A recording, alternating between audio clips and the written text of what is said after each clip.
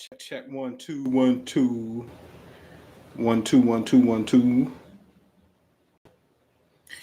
You see something real fast here. Yeah. Yo, what up? What up? Do me a favor, man. When you first come in, click thumbs up if you're a regular subscriber to the channel. You see this? Do me a favor. And I know y'all people at work. I know y'all be at the gig. Some of y'all can cheat and be able to listen to stuff while you're at work. Shout out to Little Boost. Yeah.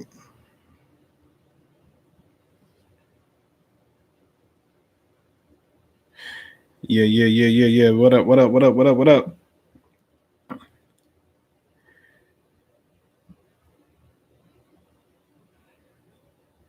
I know people be sleep, man. Sleep early. All right, man. Let me know if you can hear me. Put it in the chat, man. Let me know if you with me. Put it in the chat for me.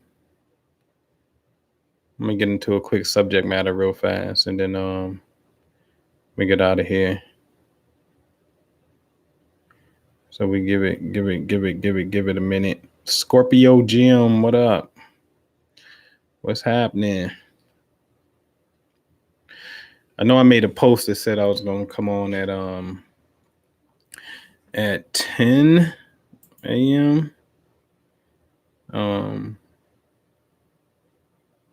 What's this right here? What's this do? Oh, okay. Hold on, I'm trying to.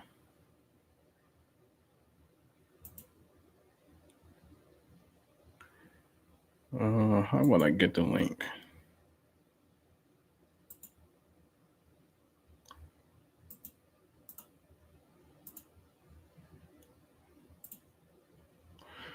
What up? All right, so let me get started, man. But do me a favor, man. Click the thumbs up button so we can alert our people who normally chime in. Let's chime in and let's have a quick little build. I know it's early. What up, Ernest? What's good? I know it's early and some of y'all got other things to do. And so this is really inspired from a conversation that I was having. And I just got to keep it real with you. I'm gonna lay out how the conversation really started. And so it was more on that the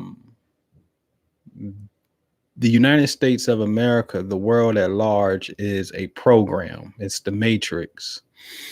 And then I would say define matrix so I can make sure that we are of the same understanding, because I've heard this talk when we are elevating and going in our journey of consciousness. This whole thing for the human soul is about lessons. It's about a journey through consciousness, without a shadow of a doubt. Okay, cool. So what is matrix?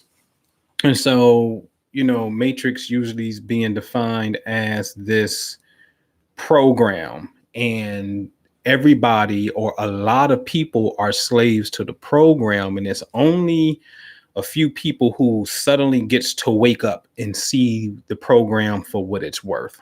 Okay. Now, when you start defining the program usually comes through the way of men, usually men, not even women, but men, through governmental actions, such as food, which was a discussion. Looking at the back of the food box, you will see that MSG. You'll find out MSG really isn't that good for you. And all the various chemicals, Red 40, and these things are not good for you. Okay. Which I can agree. But if we're going to, because it was pitched to me that this stuff is poison. And so when I look at poison in the program, or the programmers have this poison, this is a very slow. I remember Minister Jew called it one time, dealing with the conspiracy aspect of somebody is creating a program to cripple us. This is a slow rotisserie, he called it. right? This is the slowest rotisserie we have ever seen, because when are we going to be cooked? When are we going to be done? You know, you understand what I'm saying? So I asked for a case study that shows raw food, vegan people live longer than people who are on traditional Western medicine and eating whatever they want to eat. And this is not to knock the vegan aspect, because I was vegan for years and I felt my best. The point is, which I'll be able to prove, is it is because I believed that when I eat this particular way, it is cleaner. It is absolutely easier on my digestive system. That's a fact for sure. So when I was in that mode, 33, my early 30s, you know, the YouTubes with me with the fez on, I'm in my 30s looking like I'm 19. I was looking younger than I was in my 20s when I was in my early 30s. So I know that it works because I believe in it is the key. And I watched the response to my own body as well, right? What up, Randy? And so I have not yet seen compelling, striking evidence without a shadow of a doubt that the food industry or the matrix creator is those who subscribe and eat these ways actually die faster, younger than people who eat a different way. I'm yet to see the comparison. I'm not going to say they don't exist, but I'm yet to see the comparison. And I'm not knocking it, because I live both sides. And so my question becomes, is it a diabolical plan, or is it an infant? An infant meaning you and I are just now getting to the point where we could do FaceTime with each other. And guess what? We can't even FaceTime all throughout the United States because some spots just don't have it. Your reception won't be strong enough. Even when you in a strong area and you got the internet in your house and you go downstairs in the basement, it sucks. You lose contact. So humanity is an infant on the scale of creating things. So when you look at the miseducation of the Black man or the miseducation of the Negro, and I look at the curriculum that's still in effect today, but these are not just in Black schools, public schools. This curriculum of, you know, Native Americans and Indians and American history, everybody gets taught this information. You understand what I'm saying? Society on the educational paradigm has not yet caught up with the technology and reality that we live in. That's a fact, right? Like it hasn't. There's a big gap that's there. So is it misprogramming, or is it merely an infant, right? So I started looking at these things very closely because I would love to present compelling evidence that there is a system that is designed to cripple anyone. Because when you have that insight, it becomes your responsibility to smash that particular system, right? And so if this is the Matrix, I asked the question, then what character would you be in the Matrix at this point in your development? And they told me Morpheus. And I said, okay, well, teach the people then. Teach. Ain't that what Morpheus did? Teach. And then the response to me was, oh, you trying to be funny. Huh? How am I trying to be funny? You said you're Morpheus. So if you're Morpheus, then you must teach, because that's what Morpheus did. Because I'm the guy that'll get on here and say, hey, I believe this works. So therefore, those of you that's interested, this is my take on it. And, you know, bam, right? I'm going to teach. And I believe that this is going to work. And I also would take it a whole nother level. A whole nother level of it is, you can't tell me there's a group of old white men, this is usually depicted as the Illuminati, is sitting back running something, and then I believe in God, and I'm bold enough to petition my God and see if I could do something on what we would call more of a mental spiritual plane that would create what appears to be a random physical event, an accident, to see if I'll do it, to see if God rock with me that way. Because if you say you truly believe, then which one is supposed to be the truth? The God reality or the matrix devil evil reality? And that gets us into the paradox. Okay. And so the paradox is this concept of duality. Yeah, it is all about duality, but but then you find out the duality is the only singular thing. Well, how can that be?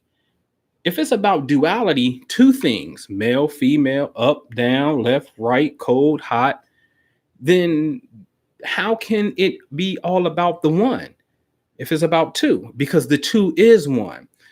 In the Kabbalion, which is an ancient great script of laws that come up out of Egypt, they say, it says something very, very interesting. It says that all truths are but half truths, and all paradoxes can be reconciled. What do you mean all truths are but half truths? So, how can something be right and wrong at the same time? When you get to that level of thoroughly understanding, you become liberated. You're no longer part of what you call the matrix because you understand that the duality is really one thing. And so you just see water, steam, ice. Yeah, they look like they're three different things. But at the core, it's one thing. It's just a different vibratory state of the same thing, right? So we see this hot, cold. What's the difference? It's water. Oh, one of the molecules are slowed down and condensed, frozen. The other one, the molecules are hyperactive and exploding and bouncing off of each other, creating this explosion. That's hot. But at the core, what is it? It's the same thing. You see? So it's yes and no at the same time. This is the beautiful thing about the paradox. See, years ago, I did a presentation called The Cosmic Illusion. Because you live in a place that is an illusion. Yes, it's an illusion, but reality is an illusion. Reality and illusion don't even go. Like that, those are two oxymorons in itself.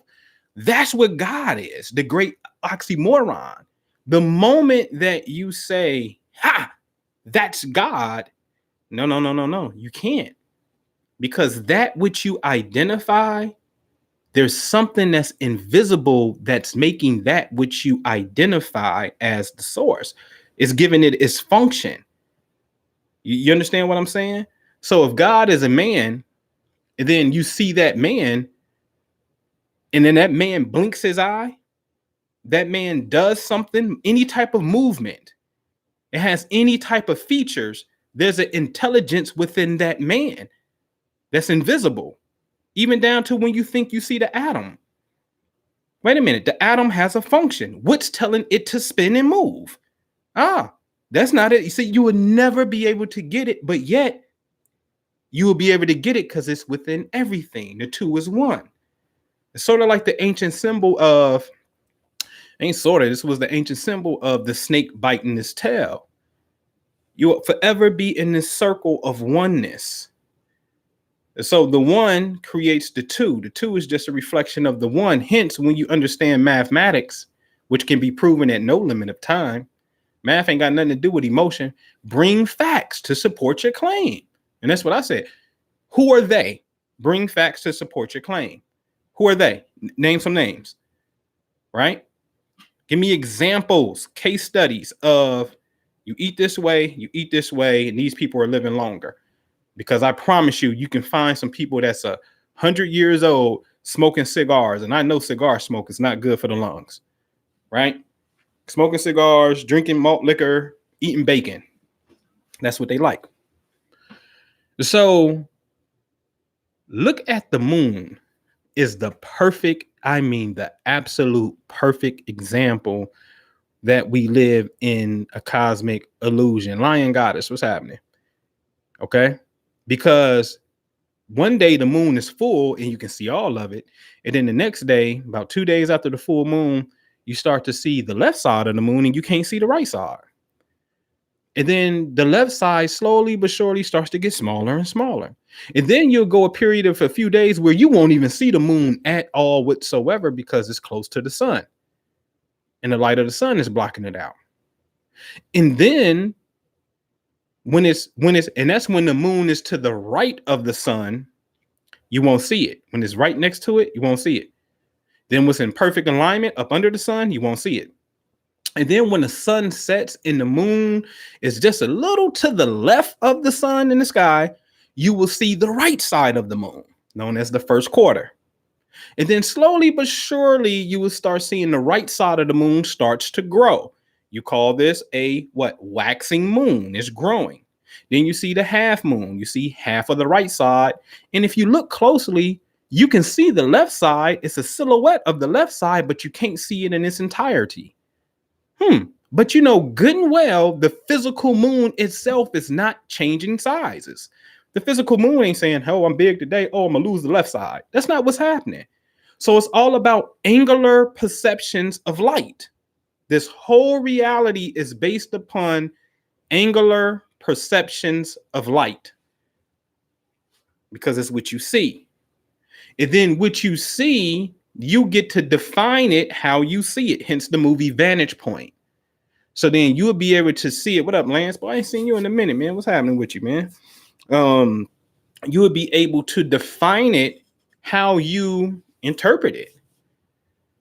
So I asked the question, do you see the world, A, majority evil, B, balance, C, majority good?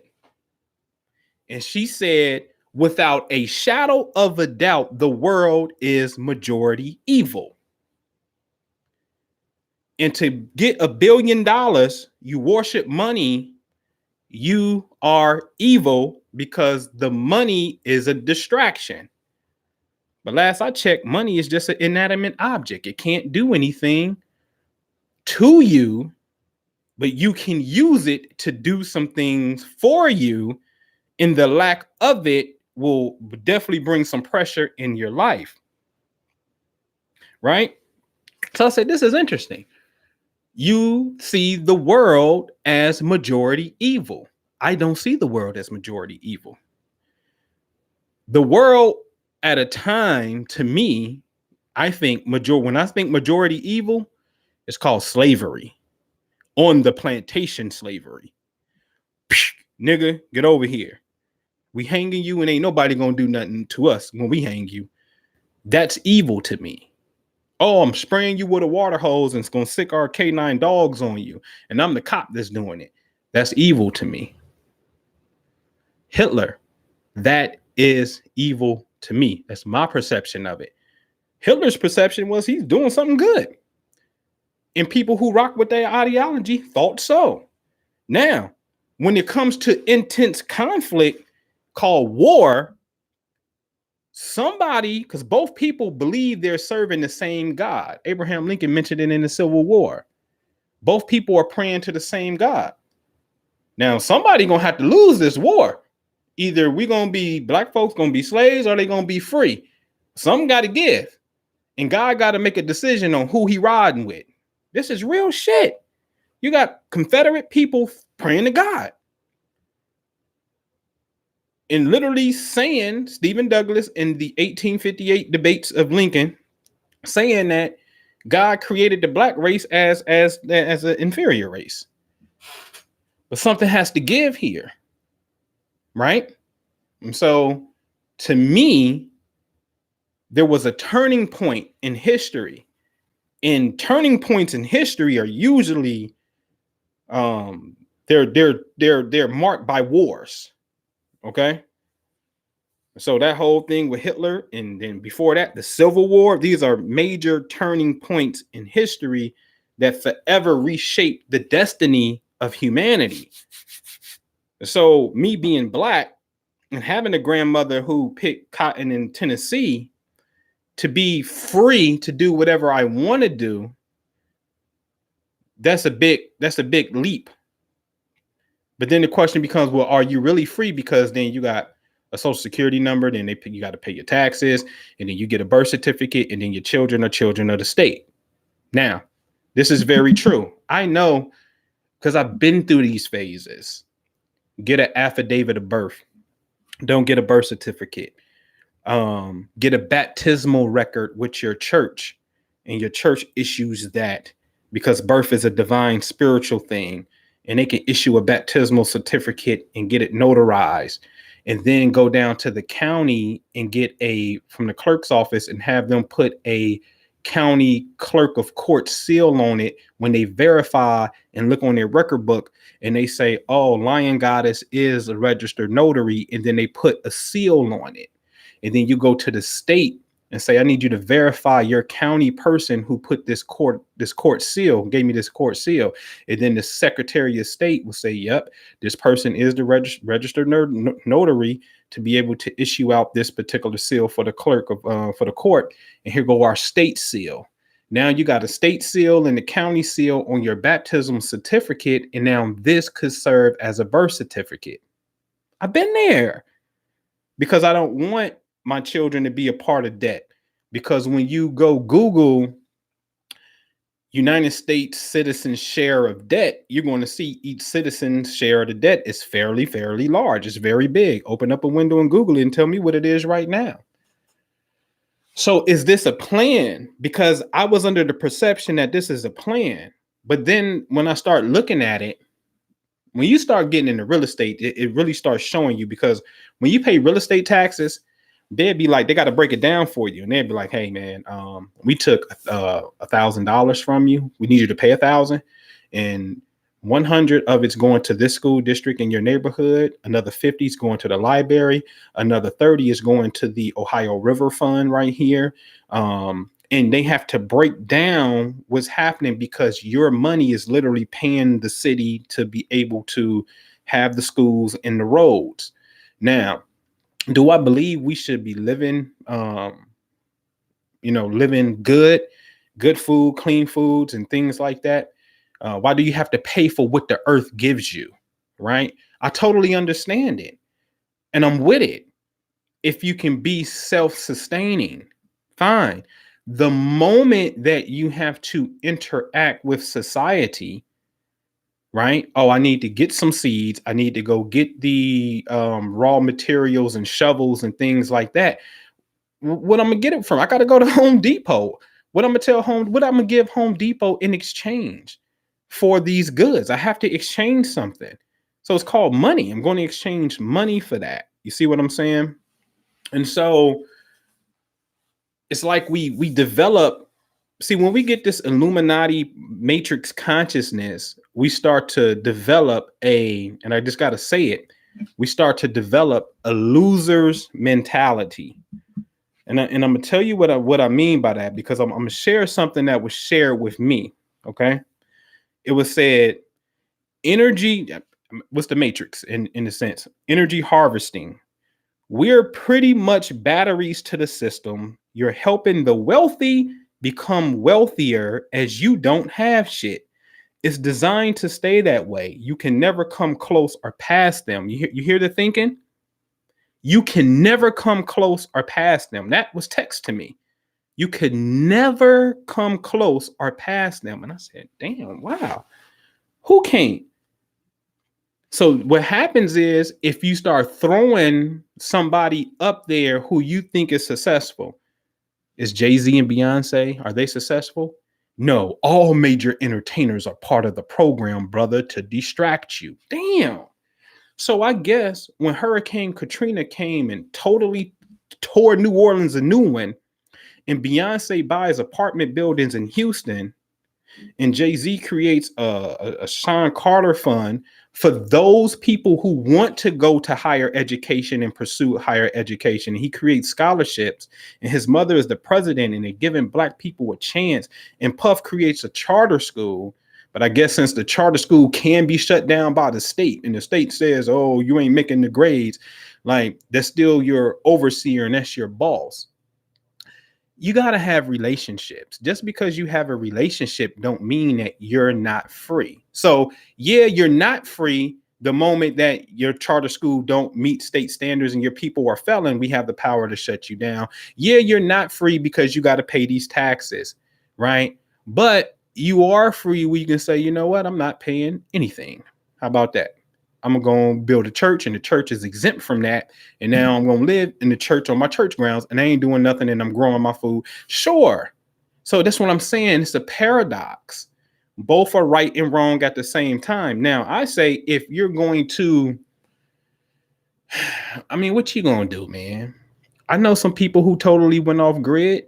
They went down to South America and they taking shits and they all got their own little pile where they dookie at, and then they take their feces and use it as fertilizer for the food and stuff. That's what they own. That's what they do. That's them. I ain't saying that it don't work, but here's the problem: the moment that you need to have a successful irrigation system on how to get your feces out of the thing, and you gonna need clean water coming in, that's a service. So you're supposed to pay for your service. What are you talking about? You see what I'm saying? So we develop this.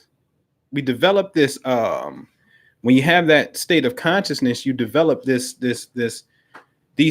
so-called sophisticated means of being powerless. And I can't stand it because you can't be a child of God and truly believe in God and then be like, yo, this place is majority evil. How?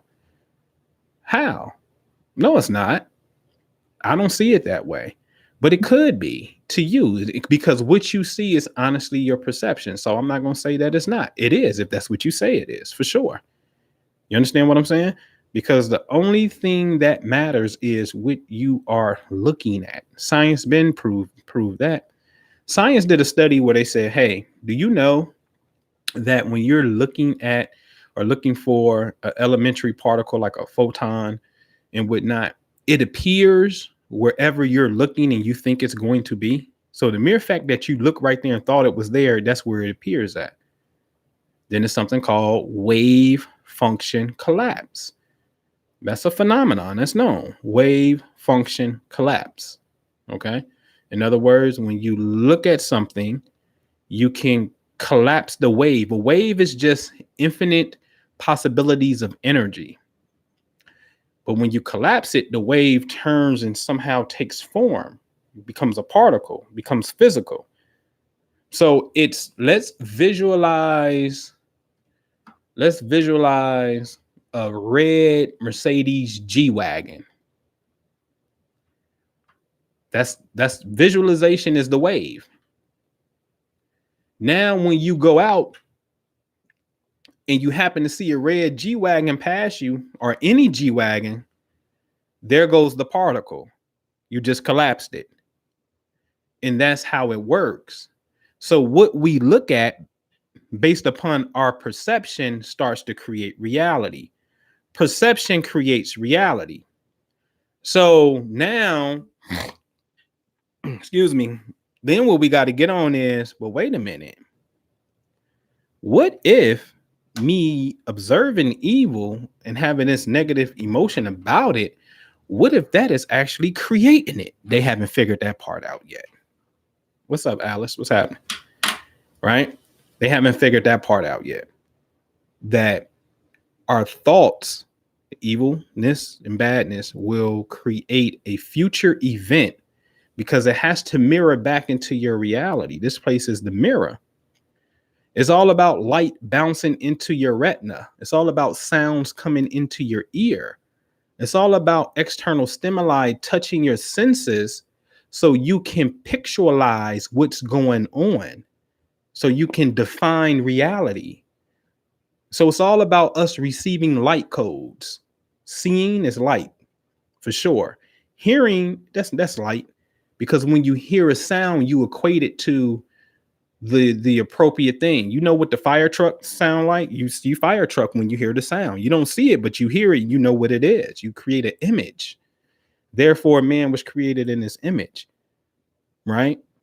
Therefore, God saw and it was good. God saw and it was good. He kept saying what he saw, what he saw, what he saw. I'm talking about this in our vision board party.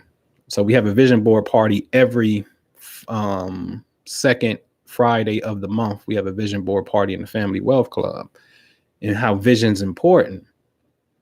And so if that's what you're hearing and that's what you're seeing and that's what you believe in, then you start to shape those experiences, and you start to send this signal out into the field, and the field's job is to bring you what we want. It's just really simple. Hey, what's up, Crystal? You know what I mean? It's just that simple. So it's a paradox. The moon don't take change sizes. That's absurd. But check it. Check it. The most beautiful thing about this, like when you look at this channel and you look at the news story, the celebrity news and events, and the latest one was Pop Smoke, rest in peace, Pop Smoke. And I show you that, like, hold on, homeboy is a Cancer, meaning the sun looked like it was in front of the constellation Cancer when he was born. On the wall clock, imagine the sun being at 4 o'clock when Pop Smoke was born, right? But Saturn in the sky is at 10 o'clock on the wall clock at the time of his death. And the sun at the time of Pop Smoke's death is no longer at 4 o'clock. It's actually at 12 o'clock. The sun is in Pisces at 12 o'clock. It's not at 4 o'clock no more in our time. But it looked like Saturn in the sky at 10 o'clock is in direct opposition to 4 o'clock where the sun was when Pop Smoke was born.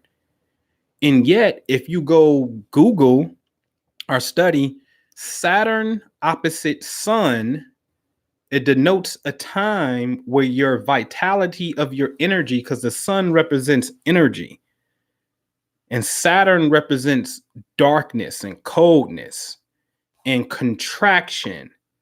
So your energy will be contracted at this time. This is a known fact. Saturn opposite the sun represents a time where your energies can contract. But the sun in the sky on the day that Pop Smoke made transition is not at 4 o'clock. So wouldn't that mean that Pop Smoke is responding to the position where the sun was at 4 o'clock, zodiac sign Cancer, when he was born? So we're responding to spatial imprints of where planets were at when we were born, because at the time of the event, there's a good chance that those planets are not in the same position anymore because they're constantly moving. So now we're responding to spatial imprints. That's interesting. That's an enigma and paradox of itself. Because if I tell you that, who was it? Yellow Beezy. It's on me, baby. Right? Yellow Beezy was going down the highway, and then you had people pull up on the side of him and start shooting. Pop, pop, pop, pop, pop. He wrecks the car. Damn near lose his life. That was like Mars opposite Mars. I said, well, damn. That's like Mac Dre. Shout out to Mac Dre from the Bay. Mac Dre was leaving a concert in Kansas City on the highway, driving on the highway, and the car pulled up on Mac Dre. Shot the car up, killed him. Bam, he dead. That was Mars square Mars. So here's my point. Well, wait a minute. Hold on. What do you mean Mars opposite Mars? Well, what they're saying in the birth chart is, hey, man, when you were born, Mars was at 6 o'clock, but on the day of the event, Mars is at 12 o'clock. The point I'm making is, how can Mars be in opposition to Mars when it's just one planet? Oh, what you're really saying is Mars in the sky today at 12 o'clock, the day of the event, is in opposition to where it was when you were born. Because it ain't two Mars in the sky, it's only one. So that's what you're saying. Oh, so instead of saying, that's what I'm saying, you got to really understand this craft, because people just be Mars opposite Mars. Yeah, but goddamn, have you taken that a step further and really understood that? Wait a minute, hold on. It's not Mars opposite Mars. It's Mars is in opposition to where it was. That's a little different context here. You see? And so, okay, Mars is opposite where it was. Yeah. And this produces a time where you say, oh shit, cold red, lay low, beef up security for sure. That's what that means, right? And then these events happen. So that's a cosmic illusion in itself, because it's not Mars opposite Mars. You see what I'm saying? It's a paradox. It's a paradox. Okay. So I just wanted to get into that real fast, man. That the paradox. See, you're given the choice. What I like about the Matrix is, do you want a red pill or do you want a blue pill? Which one? Because none of this shit is going to exist until you make a decision. There it goes. That's the game right there. None of this is going to exist until you decide how you are going to define reality. Are you going to define it as the truth? Or are you going to define it as you sleep? And I was told I'm asleep. I was told I was asleep, right? Like, man, you sleep. I'm asleep. Man, trust me, I will run circles around you with this wisdom. And that's not to be egotistical. I'm just saying, like, no. Because you know why? You know what happens? Majority of us, when we come into this information, we come through information on the what I call the shock of initiation point first. Bilderberger, Rothschild, Illuminati. We got the book Sworn to Secrecy, New World Order. And you need that to shock you. And it's like, it's deeper. Life is deeper than what it is. What they've been telling us. School ain't never told us our thoughts create reality. It's deeper. So that's your entered apprentice degree. That's the first degree. Shock you. Wake you up. It's your shock of initiation that's needed first. A lot of us go through that school of thought first. And then you will realize, when you have the perception that the money is evil and these people are controlling all of the strings, and why build anything, black people? Because the white man just gonna come and knock it down. You saw what he did to Black Wall Street. He gonna burn it down. So now you don't have no desire to do anything, because there's a fear factor running that says, if I do something, somebody's over me and it's going to come and do something to me. Right. Which is the biggest cowardice shit that I can't even conceptualize living my reality that way. Like, you going to do what? To who? Who? Nigga, I'm a Union soldier. Nigga, you tripping. No. That's why my therapy on this channel goes into a playlist called Union Soldier Music. My therapy goes to, oh, I know who's on the other side. It was called Confederates. It was very clear. They was like, hey, nigga, we don't like you. They ain't gonna play these little mind games and try to trick your food. No, they like, no. Put them in chains and handcuffs and hit them with a whip and hang them and beat them and make them work for free. They don't play mind games. They never did. They ain't how they don't know. They ain't what's popping. Now, that doesn't mean pharmaceutical companies don't want you to have the cure. No, I don't mean that, because we're infants. And yeah, you're going to have greedy, malefic beings, but you're not going to convince me that that's the overwhelming majority of society, because you and I could build anything that we want to build. And I like to think, and I know from experience, from actual experience, this ain't theory. Come fucking with anything that we have and watch, we can summon a force that will be able to create what appears to be a random external event on your ass. I've done this many times, so I know the force of the G-force is real. Ain't no mistaking about it. Because you're not going to tell me God is real and then God can't be real. Then I subscribe to some type of fear and living on a low vibratory plane. That's bullcrap to me. There's only one master, right? All right. And so, all right. So here's a question.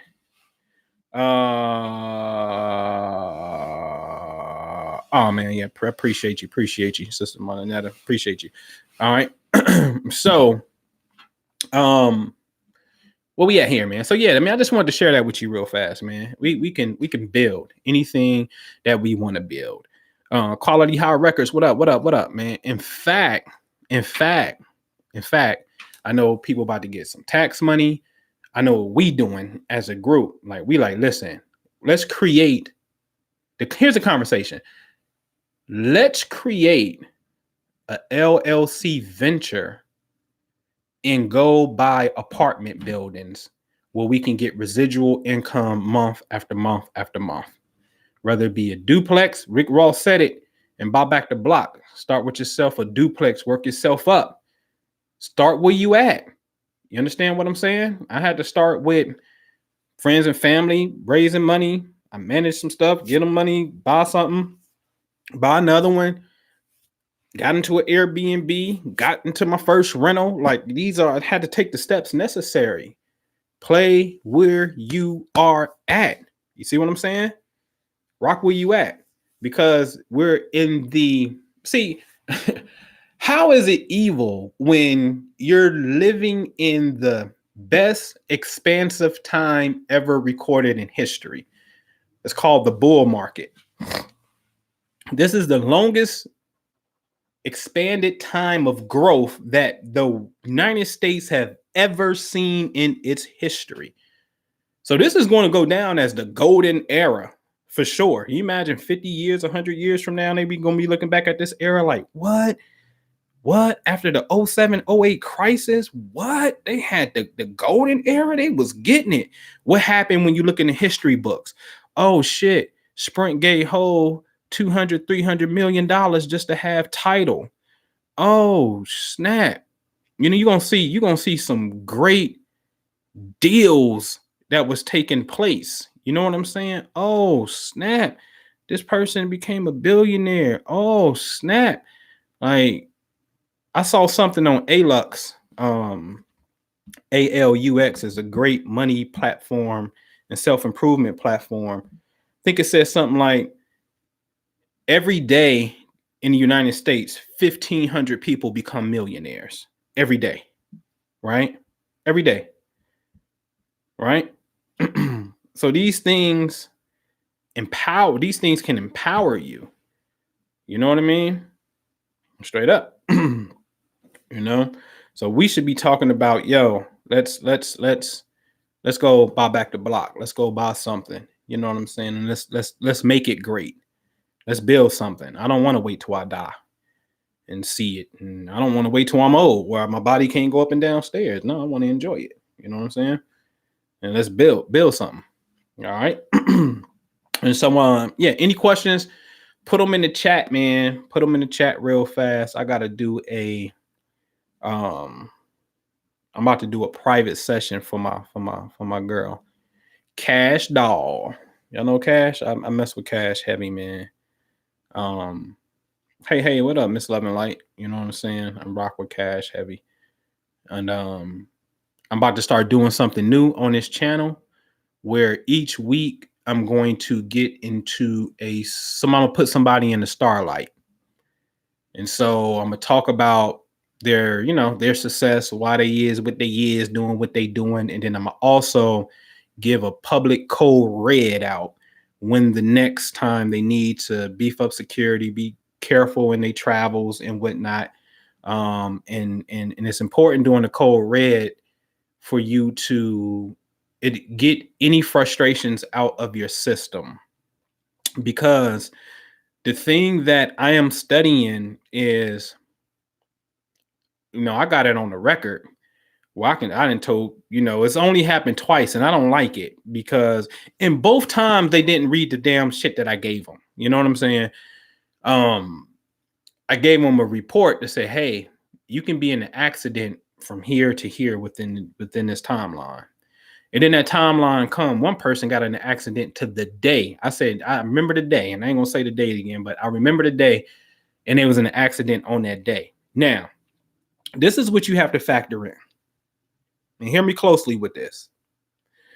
Me, I'm looking at something in the sky, probably Mars 9 times out of 10. Now, let's go back to that wall clock model. And if I say, hey, Mars in the sky is about to be at 12 o'clock. And since you have something at 6 o'clock, which is opposition, this could represent a time that you're going to be, the likelihood of you being in an accident increases at this time. But remember, the stuff that they had at 6 o'clock ain't there right now. But even if it was, I'm looking at the arrival of a planet traveling through space. Now, this person has this experience. It happens, which means somebody came and crashed into them, or you crashed into them. But let's say it's the other way around, because both cases is somebody else coming and crashing into them. Bam. That will mean that somehow a few things. One, out of what? The billions of people on Earth, the signal found you, which that ain't hard to do, because if I call your cell phone, I ain't calling everybody else's cell phone. I'm calling yours. You got a precise number.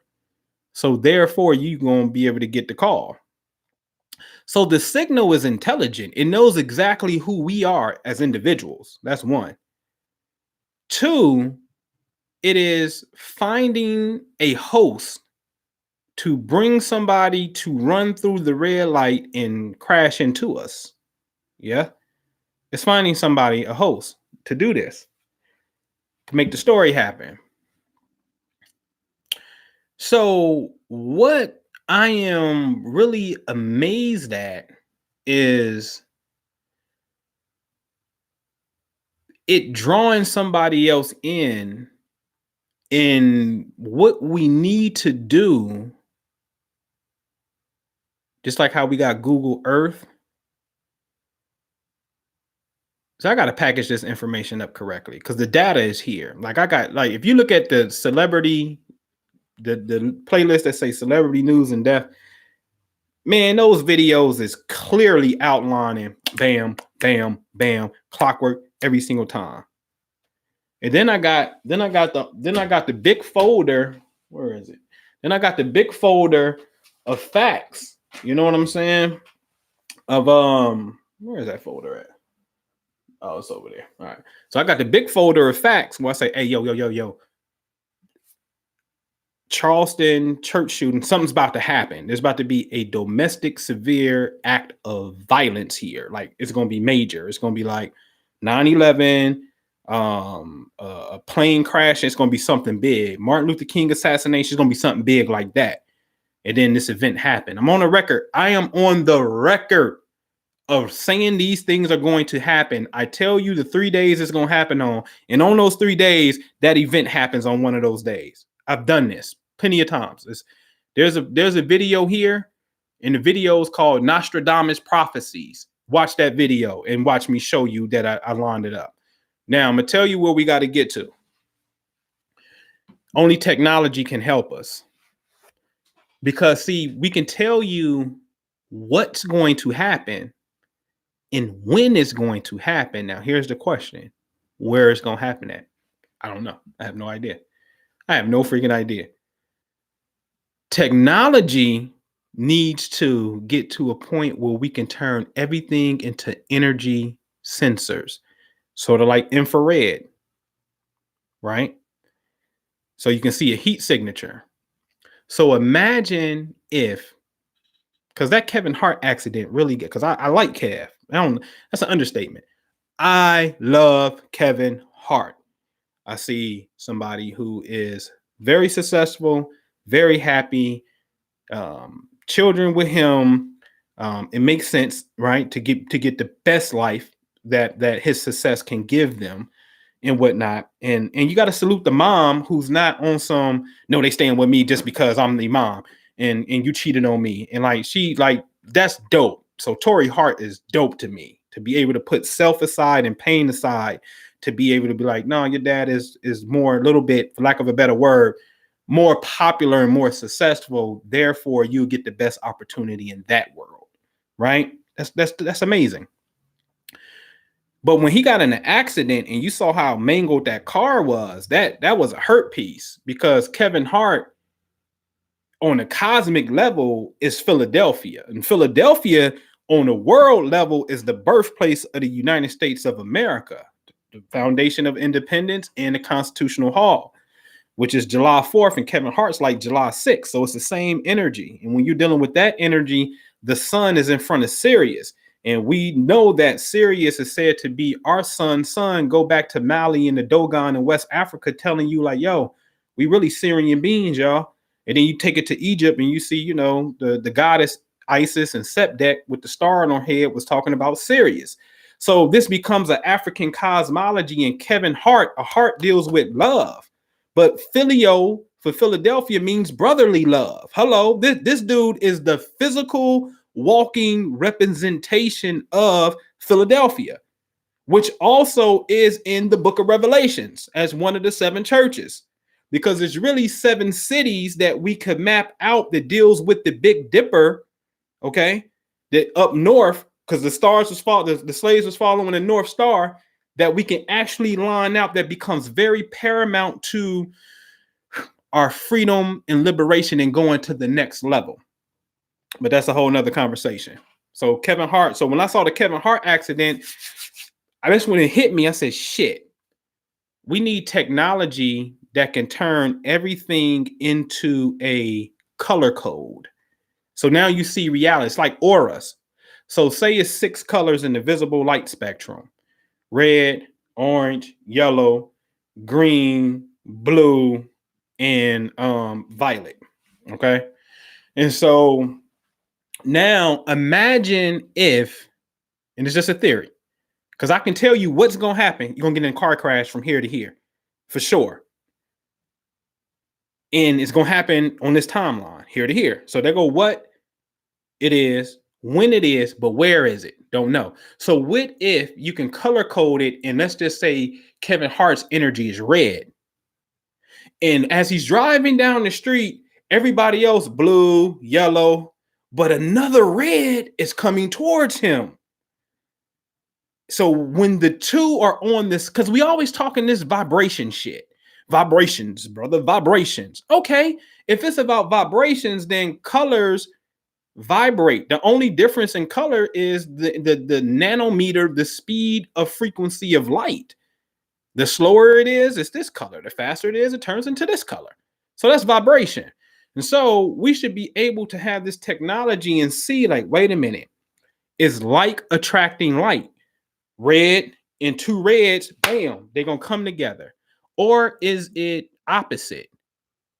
Opposite red is green. So is it he's red and here come a green and then bam? I don't know, because I don't have the technology to be able to see in the color code. You understand what I'm saying? And so if y'all happen to see this technology where you can see it in energy fields, like Google Earth, turn that shit into a code.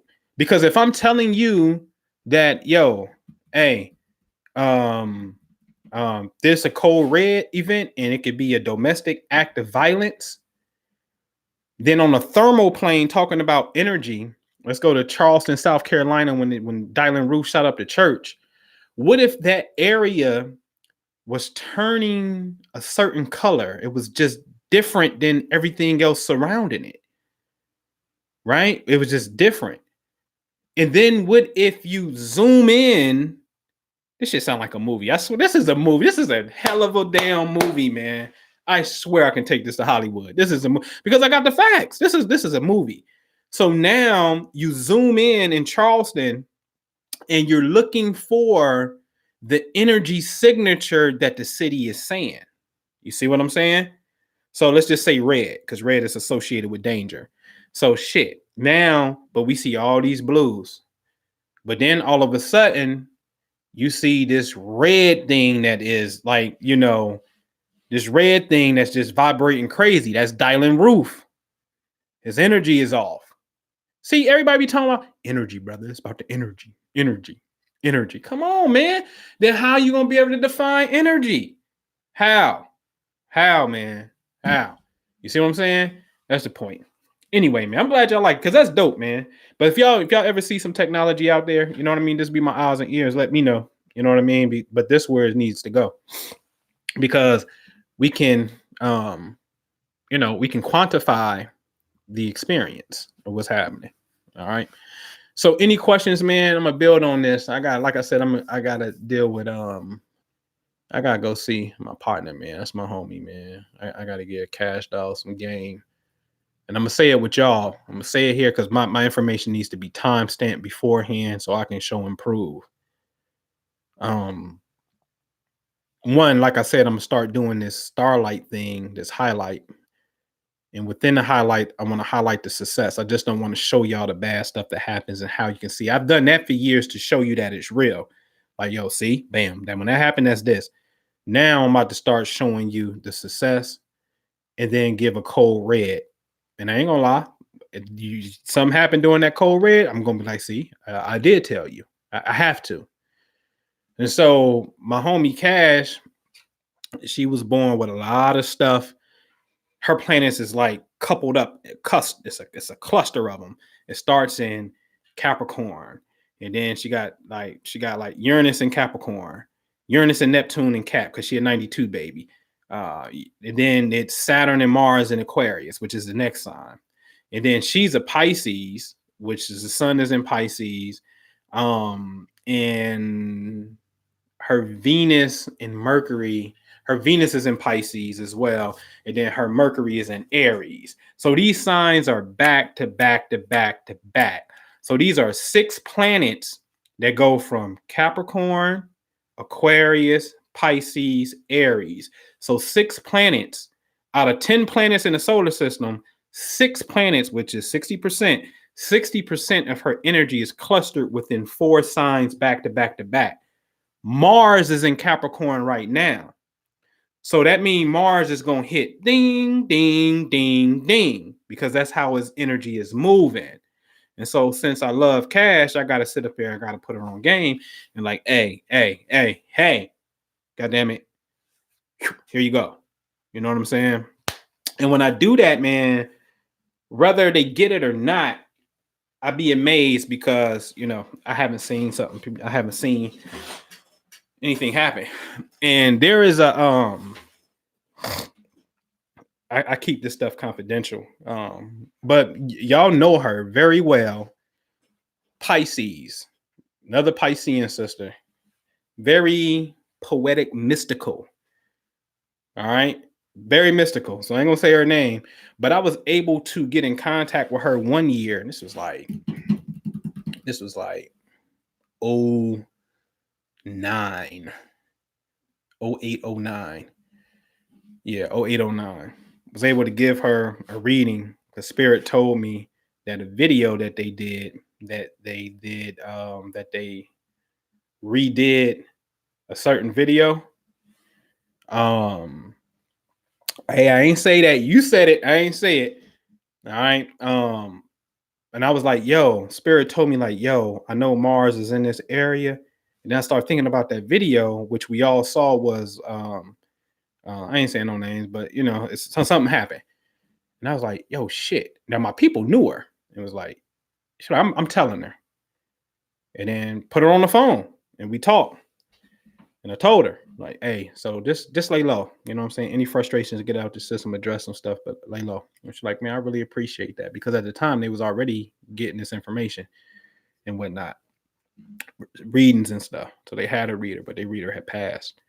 And I was like, yeah, here, get this. You know what I'm saying? And she's like, I really appreciate it.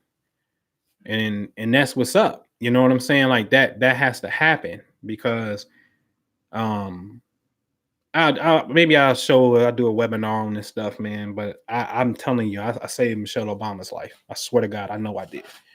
Because if you go back and you look, there was a white cop who said how he would do something to Michelle Obama.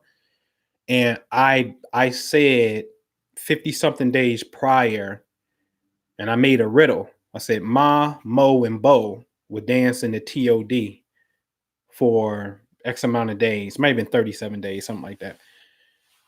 And Ma, Mo, and Bo was Ma is Muhammad Ali was still alive. Mo is Michelle Obama, and Bo is Barack Obama. And you just get these psychic impressions that come through. And the TOD was a triangle of death, cosmically speaking. It was like, imagine a triangle. And at one point of the triangle, you got Mars. Another one is Pluto. And then another point of the triangle is Uranus. Man, that is volatile. That is crazy. And I always say Uranus is uranium and Pluto is plutonium. This is stuff you make bombs with. And these names are associated with these particular forces. And Mars is the fire. It's the igniter. So when you come with a fire to ignite something that's uranium and something that's plutonium, what you think is going to happen? That's a very dangerous alignment. So I'm like, man, somebody of great stature could break up out of here. And so we occupy the future space. Now think about this. The alignment is not here. It's going to come in the future.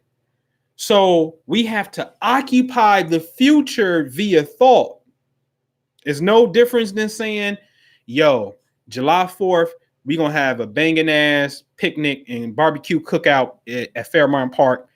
You know what I'm saying? Summertime, Will Smith, Philly, come through.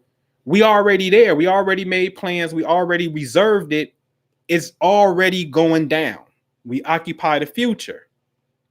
Well, you got to do the same thing, just like you plan for events and your marriage day and what you're going to do on your birthday party and all that stuff. You have to do the same thing. So now that we occupy the future of that possibility, when the person came to cop, when that timeline got here, the cop says, oh, yeah, this is what I'll do to Michelle Obama. And his white cop friend, buddy, went and told. Now, here's the key. Somehow this got out to the news.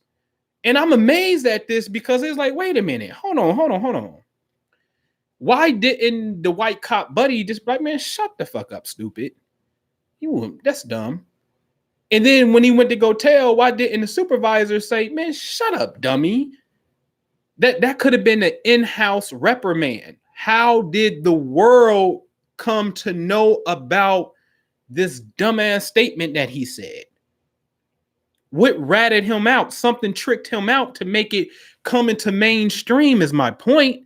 Something pushed it out into mainstream. And I'm telling you, this is where you start doing the spiritual work and the mental work of occupying this space.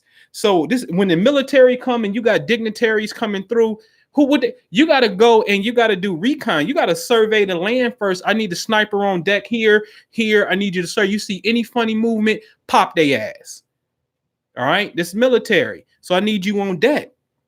So we know the terrain before we even get here. You see what I'm saying? So spiritual snipers is already on deck, knowing that this day and time can represent something. So we already occupy that space. So when that space get here and you talk that dumb shit, nah. Be excused, buddy. You see what I'm saying? That's how it works, man. That's how it works. You see, again, and that's why I'm saying I'm not the one that you can say it's a day to. I'm just not. The Aquarian in me is going to try it. I'm going to try it. And since I'm wise enough to know that majority of people are cowards, meaning if you do something physical, that they ain't gonna ride for you. They ain't gonna come and break you out like they did Asada and you're gonna get an exile, right? They ain't gonna ride for you. So the rules of the game is different. Can you really, like, is this thing called mentalism in God really real where you ain't got to do nothing and you can just make a petition or a prayer and something happens in your favor? Can you really do that?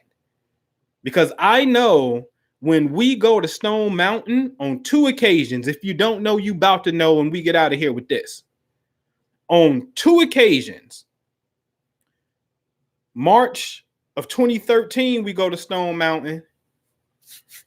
In March of 2013, you got to understand the spirituality of Stone Mountain. I gotta do a whole video on Tupac and Stone Mountain. Like, why is Tupac Memorial at Stone Mountain when the man is born in the Baltimore area, grew up on the East Coast, and then famously represents the West Coast? What the hell is Pac doing in Stone Mountain? That's a spiritual memorial to tell you Illuminati is dead. Remember, Pac is Illuminati. Kill the Illuminati. That shit is dead. That shit starts in Stone Mountain. Why do it start at Stone Mountain? Because there were 2 generations of the Ku Klux Klan. The first one, 1865, 1866. Soon as Lincoln got assassinated and the Civil War was over, these Confederates were pissed and they created themselves and called themselves the Ku Klux Klan. So now, since they got their ass beat in war, these cowards got to put sheets over their face and to try to conceal their identity and go try to put in work against black folks. Okay. Now, in 1870, Ulysses Grant becomes the president. The same general who beat the Confederates become president. And Ulysses Grant created the Department of Justice, whose sole job was to stomp out the Ku Klux Klan. Yes, the people who the FBI work for, the Department of Justice, their job was to stomp out the first Klan that started 1865, 1866. The first Department of Justice was known as the United States Attorney General is Amos Ackerman. Now, this is interesting. Watch the duality. Amos Ackerman was a Confederate at one time, but yet after the war, he had a change of heart, and now he's prosecuting the Ku Klux Klan, and he's putting in black jurors to judge the Ku Klux Klan to sentence them. So the first Klan gets totally decimated and wiped out under U.S. President General Grant. Right, president, but I always refer to him as general because his greatest accolade, in my opinion, is smashing General Lee bitch ass in the Civil War. Sorry, I had to say that, but I get passionate about that. Okay, all right. So the second Klan starts in, I think, 1925 at Stone Mountain. So if you can go open up a window right now and type in Ku Klux Klan Stone Mountain, you're going to see a flyer that they was giving out back in the day. Meet us right here on Stone Mountain at midnight. We're going to do a grand ceremony and we're going to be the Ku Klux Klan. This is Stone Mountain. Stone Mountain today has 3 gentlemen's face engraved in the mountain. Jefferson Davis, who was the president of the Confederacy. Stonewall Jackson, which was the second war general in charge, who is the let's just call it Lieutenant General, and General Lee, who was the head general in charge. Excuse me. It's interesting because Stonewall Jackson actually died from a bullet from his own man accidentally, I think, fired a shot and the shot hit him. He died from his own Confederate bullets. And his son mysteriously fell off a balcony and fell and died as well. But you had a lot of these war generals, the kids was dying early in this stuff, man. William T. Sherman, Uncle Billy lost a son. Abraham Lincoln lost a son. Like, it was some spiritual shit that was happening. And so anyway, the Ku Klux Klan, the second Klan, starts on Stone Mountain. So we go to Stone Mountain in 2013, man, and we are met with a very intense fog. I mean, it's so freaking foggy up there that you can't see. And word is bond. I said, you know what, Jew? I said, man, we're going to do this banishing right. And we had the people get into 2 columns, side by side in straight lines. And we went to the east and we uttered a certain names in Hebrew words, Hebrew prayers. To the east, we went to the south, and then we went to the west, and then we went to the north. So literally the group stood still. We went to the east of them. We went to the south of them. We went to this side of them. Then we went to the north of them. Then we come back to the east and we concluded. Immediately after the conclusion, because I had my partner with me, KT, I was going to bring KT because KT know how to hit the trails on Stone Mountain and go to a part of the mountain that I really love. Not the famous part that everybody go up to the tip top. There's the side of the mountain in the trail of the mountain that you can go to that gives an awesome view. And I've done some spiritual work on that side that I really wanted to get to that side, but KT had to go. So as soon as we finished right and I dipped out. And when we driving off and I'm looking at the mountain, I'm like, damn, I don't see no clouds. And when I caught back up with him, yeah, KT the arch degree. Yep. When I caught back up with him, I saw the pictures and the freaking clouds were gone. So I got a before and after picture of the clouds being there, and then after the vanishing right, the clouds being gone. Now, on April the 9th of 2013, we do a radio show called We've Been to the Mountaintop. I got the flyer. I can show you this stuff. We've been to the mountaintop, and we're going to talk about how we've been to the mountaintop. Because remember, Martin Luther King said something about the mountaintop, and he mentioned Stone Mountain. Okay, so this is spiritual shit. He mentioned Stone Mountain. And so this was April the 12th, April 9th, 2013. I think it was. No, April 12th. April 9th is when General Lee surrendered. April 12th, 2013. Fact check me. There was an earthquake that went off on April of 2013, April the 12th, 2013 in Lincolnton, Georgia, which is 33 degrees north, which is the same parallel and just to the east of Stone Mountain. The day we went on the radio show and said we've been to the mountaintop, an earthquake went off. And I said, oh, Lincolnton. Now, Lincolnton ain't named after Abe Lincoln because his name is Abe Lincoln. But when you hear the word Lincoln, you know what it is. I said, okay, I know what this is. I know what this is. Cool. I don't want you to think that this is hogwash, because I want you to understand something. If you look at the inauguration speech, or you just type in Abraham Lincoln Mystic Chord of Memory, in his speech, he's given this cryptic language, and he's talking about the mystic chords of memory and how they're connected to people who are dead inside of their graves, and this energy is connecting to people's hearts.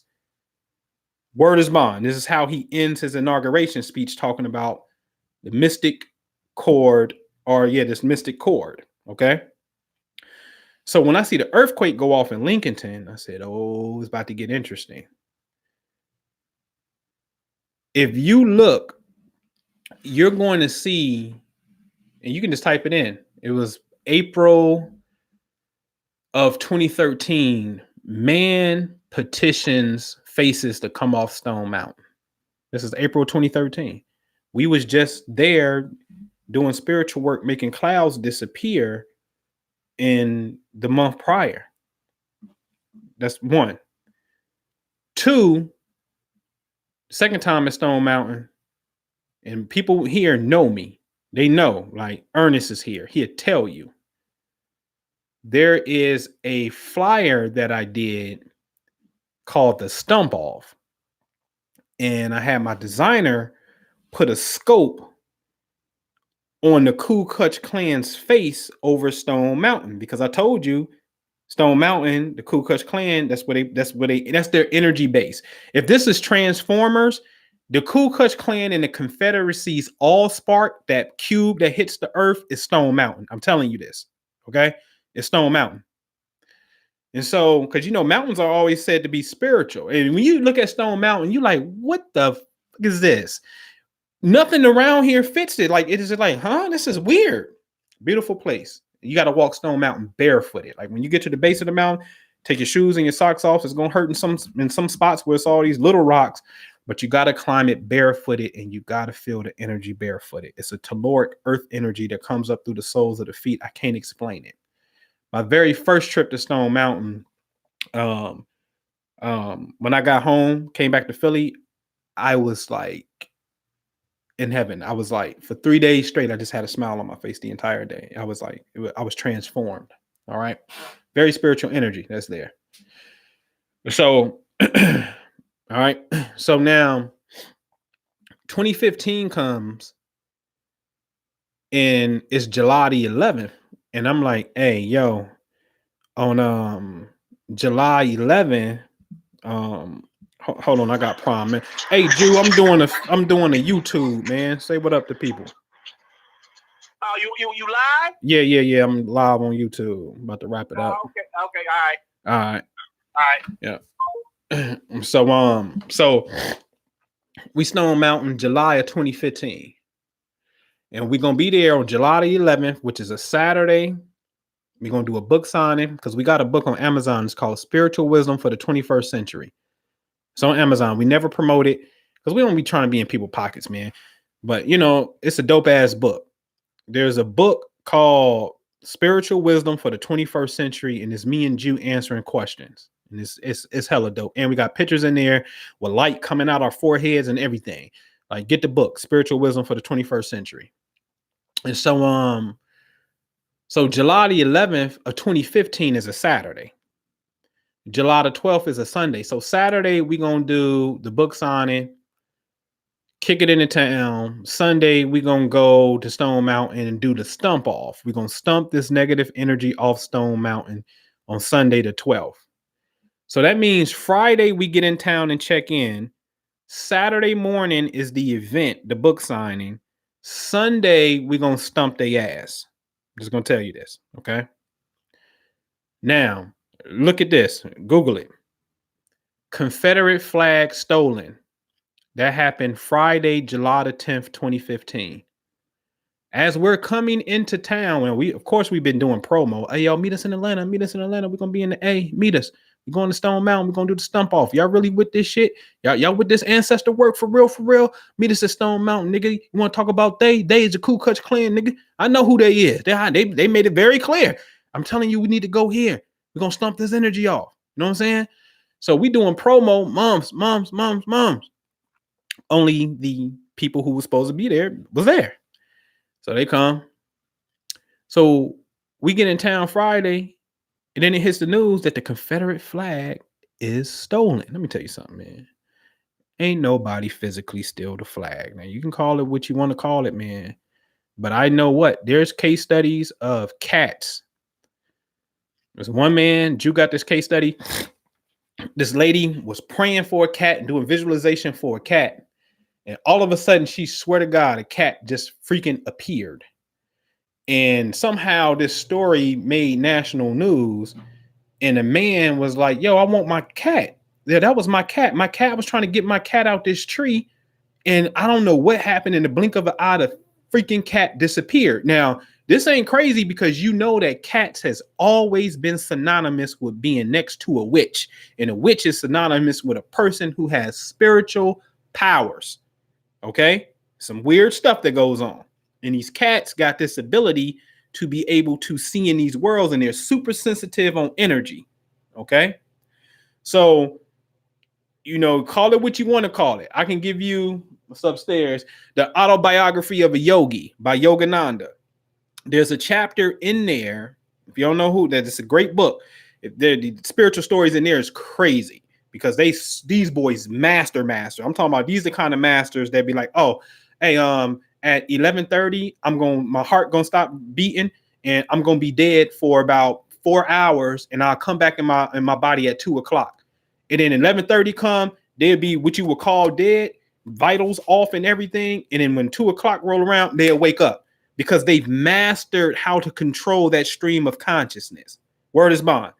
This is called nirvikalpa samadhi, a certain state of being that you can get to.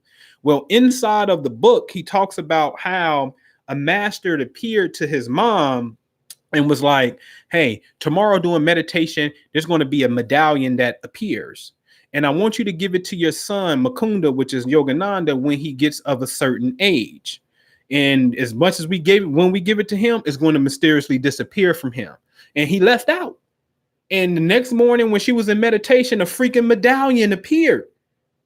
And she gave it to Yogananda years later, and it mysteriously disappeared too. One day he came back to his room and it was gone. This is what he says. Now, our experience is, I remember one time Jew's wife had lost $20 and they couldn't find it. And they was sitting there on the couch having a conversation, and all of a sudden $20 was in the crease of her arm. Not making this stuff up, man. So there go the actual experience. I can give you the case references and the actual experience to go with it. Okay. Now, so I'm telling you, the flag on July the 10th, Friday of 2015, the Confederate flag came up missing at Stone Mountain. It had nothing to do with somebody stealing the flag, bro. It had something to do with the symbolism of some work that was about to get put in. We would have already done it. We didn't even have to go to the mountain. It was already done. Now watch this. You can go Google on July 13th or 14th, after we left Stone Mountain, because we was there on the 12th, that month, Sunday the 12th,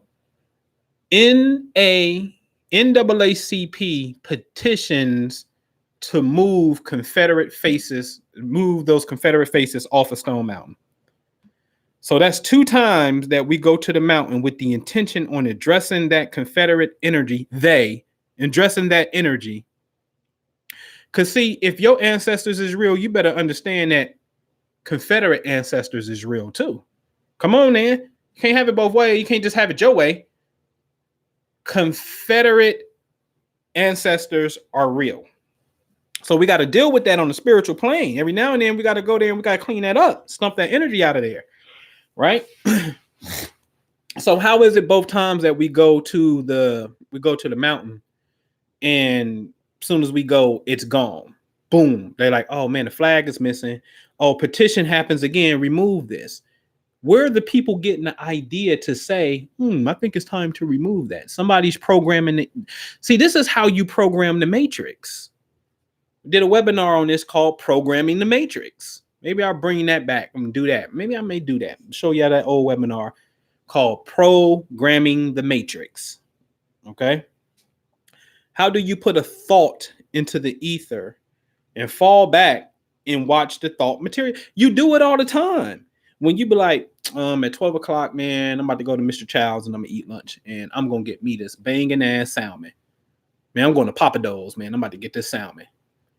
And then you there at 12 o'clock eating salmon. I mean, you think that's just simple because it's down the street. But man, you do it all the time. You just went up to the future. So you can do that. You can go up into the future. Straight up. All right. All right, man. So I said at 11 o'clock I was going to make this video for cash. But any questions, man? When Pooh, what does that have to do with the paradox? Hey, I'm an Aquarius, man. I'll be everywhere, and it's all relative to me. You know what I mean?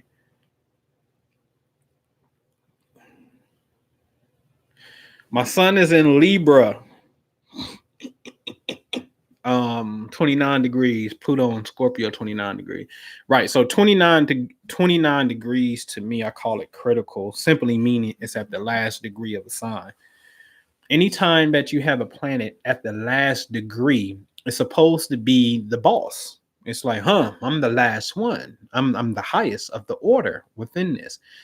Translation: master the planetary's energy, its definition of the sign's definition, because you are supposed to be the ambassador of that energy. 0 is just a baby, you knew. So it's kind of, and there was a study done that people who had planets in early degrees, they're a little bit more immature. The higher the planet, the more evolved it's supposed to be. And I've done that study before. I mean, one dude was like super duper emotional. Pisces, super duper emotional. And all his planets was like 6 degrees and less. And I'm like, oh, that may be some truth to that. But master Libra, master Scorpio, and with Libra, what up, Nikki? Libra and Scorpio to me are the 2 relationships, because see, remember, Libra represents marriage partners, business partnerships, close friendships, contractual agreements. Scorpio is let's have sex and let's share our money. And so Libra is the marriage and Scorpio is the activity of the marriage, money, joint bank accounts, and sex. And so when you have these 2 planets at 29 degrees here, master the art of relationships, bro. That's what it did. Just master the art of relationships. Relationships are very important, but master that. All right. My north node is in Pisces. Yeah. So that means you're here to learn to tap into what I would call transcendental consciousness. Neptune to me, Pisces, Neptune, same thing. It represents the ability to be able to perceive information about this reality before it happens. We call it psychic. I call it transcendental consciousness. Where the hell did it come from? So you're on a whole nother level. Pisces is also musical, poetic. I think a perfect example of Pisces energy is Erykah Badu. I always say she represents that the most eloquent way. You know what I'm saying? Because it's an illusion. You would think she got dreadlocks, and not that she didn't have dreadlocks, but she'd be rocking the dreadlock wig for 2 years or whatever the case may be, and take that joint off, and you be like, what the fuck? You'd be like, she's artistic like that. She's the master of illusion. But it's poetic and spiritual. Pisces, transcendental consciousness. So you want to master that. What up, Lex? Can you explain astrology through photons? Man, that's dope. And so photons are said to be messengers of light. Now, the planets are like Mars is the red star.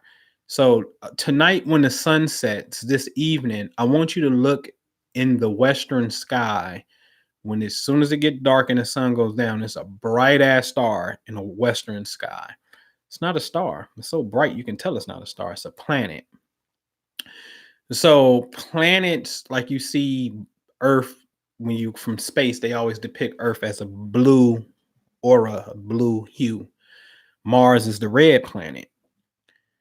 And so light deals with photons. And what's really happening is these photons is known as the messenger particle. These planets, since they have light, are reflecting light and giving off color codes. These color codes via light stream is connecting to the retina in the eye, which now is hitting the occipital lobe in the back of the brain, which is now also about to hit some other lobes, and you're processing this light. And therefore, the planetaries, that's how the planetary energy gets to you. It gets to us because we are processing the light, and we don't even have to physically see it. Because do you physically have to look at the sun to see light? No, you don't. You can feel it at times too. So it's permeating and hitting the beam. So the hairs, the antennas is taking it in, the skin is taking it in, and we're taking in all of the cosmic rays of light in these messenger particles of what these different planets represent. And it's being translated inside of the brain. And then when you have a Mars transit, you do something goofy, knowing that you should be careful with sharp objects, and you sit up there trying to cut something that's a little hard, and you shouldn't be trying to cut it. You know what I'm saying? You do little goofy stuff, and then to correspond with the light particle that's communicating with you. So the photon ain't doing nothing but hitting the body and having some type of communication within the brain. You know what I'm saying? I played with the idea of how do you okay, I need to look like the Tin Man, but my skin and none of my physical body can be exposed, and I need to have mirrors. So I just need to walk around in the mirror or stay in a glass house mirror so the light could reflect off and see if I don't have a negative experience. Like I study this shit for real. Like I literally think like that. Like, hey, hold on. Because if this is an external body and we saying, hey, this can happen, and it does, and it has to be this energy is coming to you. If it's coming to you and you not sending the energy out, which is another conversation. Well, let's just examine the energy is external and coming to you. Then what happens if we can create mirrors and be inside of a mirror box or a mirror house that will make the light reflect and refract back and never penetrate my being? Can I now beat the planetary ray using mirrors? That was a question. Maybe you can try it. That's what I got on the full time. You know what I mean? All right.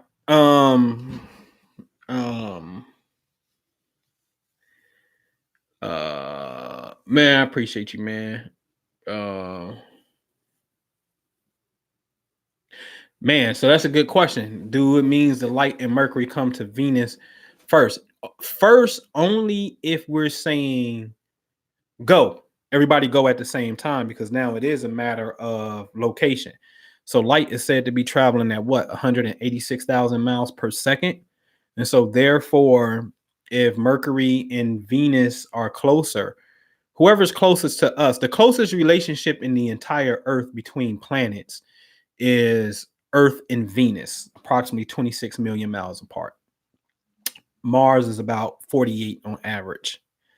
So I've done this where I looked at the planets and spaced them out mile wise, and the closest relationship is Earth and Venus by far. That's why Earth and Venus is known as the twin of Earth.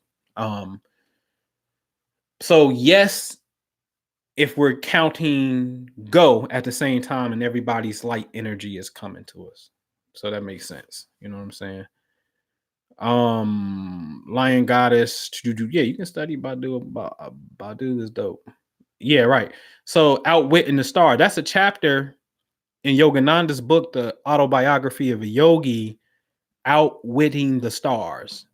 And his master Sri Yukteswar was like, "Hey, you believe in astrology?" He's like, "No, sir, I don't believe in astrology. I believe in God. I don't believe in astrology."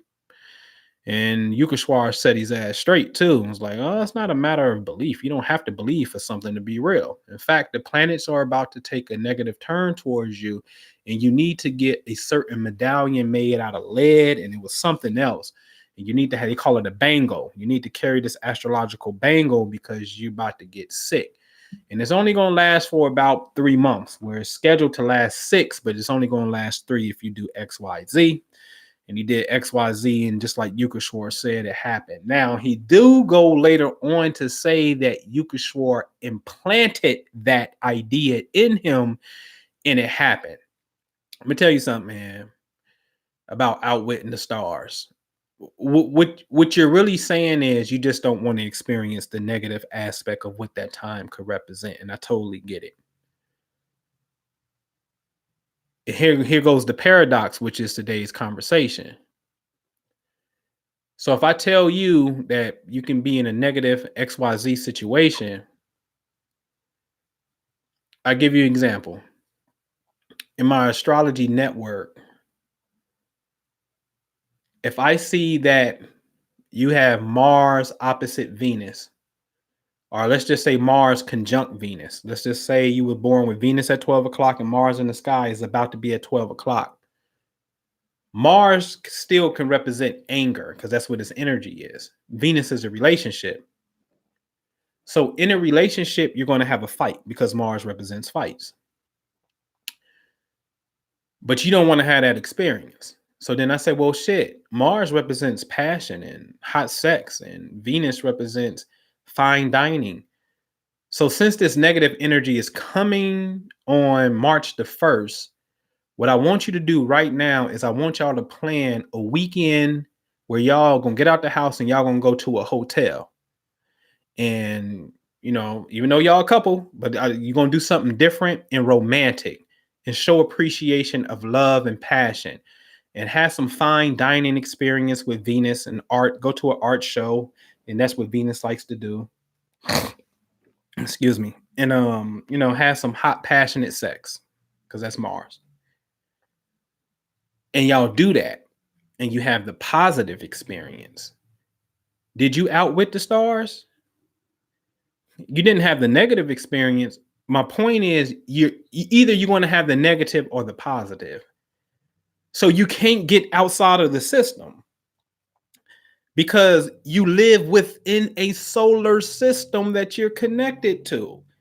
That's like saying I'm not going to see the light of the sun. It ain't going to be dark outside. I mean, it ain't going to be light outside. You know what I mean? Like how is that possible? You see what I'm saying?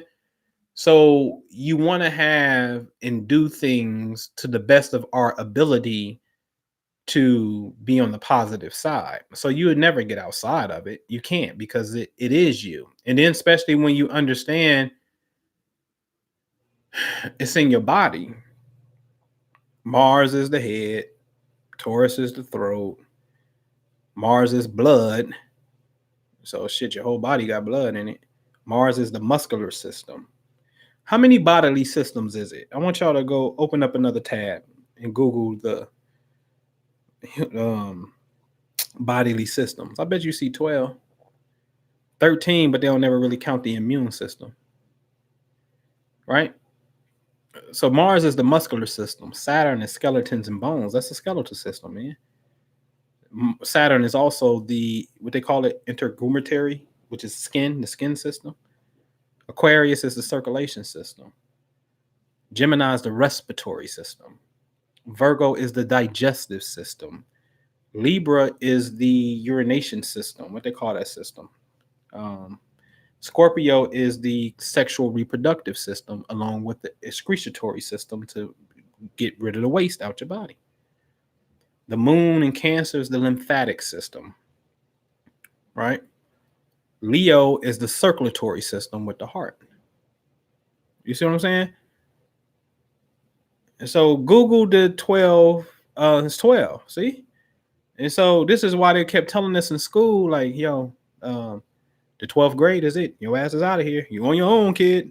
Master the 12, you're out of here. Go off into the real world, or what I like to call the universe. University. You're supposed to go to a college, university, universe. Master the 12, you go to universal sciences. That's what they're really saying. 12 on a ruler. Master the 12, rule the 12. But it's you. It's inside you. It's in your body. So how can you get past it if these planets correspond to bodily systems? Just because you're a Pisces and you know, and that system is just more active. But Cash, she got Saturn and Mars in Aquarius. So you got some Aquarian energy in your life. You see what I'm saying? That you got to address. That system is active too. So wherever the planets are at, that system and that personality trait is just likely to be more active because there's energy there. But just because you don't have something there, don't mean, like, if you don't have nothing in the zodiac sign, Cancer, it don't mean that you ain't got breasts. You understand what I'm saying? You know what I mean? It don't mean that you ain't got no breasts, man. You know what I mean? For real. All right. And so it's in you. So you can only just try to negate the negative experience by doing the and here's the fun part. The fun part is when, like, me and Ju play this game all the time, man. I swear, y'all need to be flies on the wall on the conversations we have. We play this game all the time. It's called That Nigga Mars. For real, that's what we call it. That nigga, man. That nigga on some bullshit, man. Nigga, you know that this happened to the baby and the baby bust her lip, man. That nigga on some bullshit, man. Coming through the fifth house, the house of children. Baby didn't bust her lip or got a headache, man. This nigga on that bullshit, right? We play this game. I'm telling you, Mars, you want to go to the dojo and you want a trainer, your cosmic trainer in this solar system is Mars by far. He gonna test you with that work and see where you at. I remember one year, man, I said, I got this nigga. I got this. I know what I'm gonna do with this nigga. What's the opposite of red? Green, right? In the color spectrum. So I visualized throwing green paint on this nigga, right? Green paint. Like, I know what I'm gonna do to this nigga. I'm gonna throw green paint on this nigga and calm that energy down, because I don't want that red energy coming up in my life like that. So I'm gonna do this visualization where I'm gonna throw green paint on Mars, right? Do you know, after the meditation, I go to the kitchen and I'm cutting something and I cut my fucking finger, man, which Mars is cuts and blood as well. You know what I'm saying? And sharp objects, steel, iron, all of that.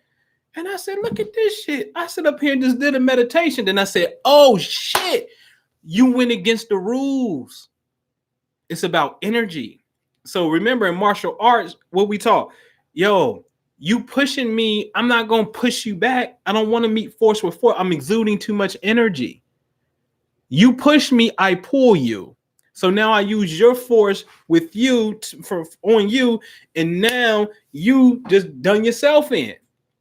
So it's all about energy. And I said, shit, don't push him. You cannot push this dude. I am warning you. Do not launch an offensive attack against Mars. Don't do it. Don't do it. All right. And so I said, okay, all right.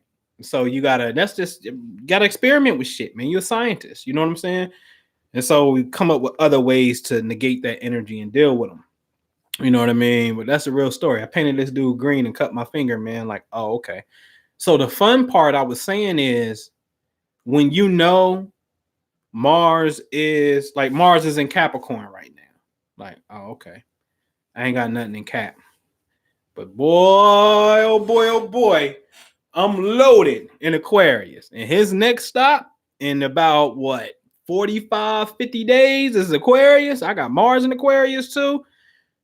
That is we about to get it in. We about to dance for about 60 days, buddy. We about to get it in, right? And so I'm sorry, Mars ain't in Cap. He passed it.